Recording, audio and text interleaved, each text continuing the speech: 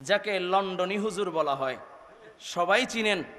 এত প্রশংসা করতেছে, আমার নবীর শানেও মনে এত সুন্দর প্রশংসা করে নাই, ঠিক কিনা জোরে বলেন। বড় আশ্চর্য হইয়া যায়, যেই দল বাংলাদেশের ভিতরে উলামায়ে কেরামদেরকে মৌলবাদ তহমত দিয়ে দেশ ছাড়া করতে চায়, যেই দল শরীয়ত আইনকে বিশ্বাস করে না, শরীয়ত আইনকে বিশ্বাস করে না, যেই দল মানুষের জানমালের নিরাপত্তা দিতে পারে না, যেই দলের ভিতরে গুম খুন সন্ত্রাসের চাঁদাবাজি ভরা, সেই দলের পক্ষে সাফাই গায়, সেই দলের পক্ষে সাফাই গায় এমন আলেম বাংলার মানুষ চায় না, চায় না, চায় না, ঠিক কিনা যারা বলেন।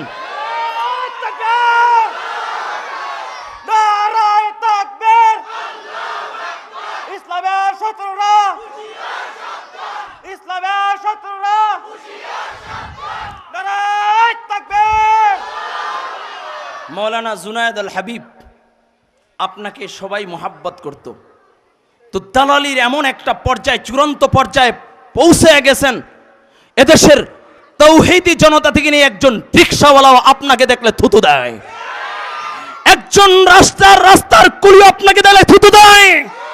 এদেশের মানুষ উলামায়ে কেরামদেরকে দালালি পছন্দ করে না, এদেশের মানুষ উলামায়ে কেরামদেরকে চায়।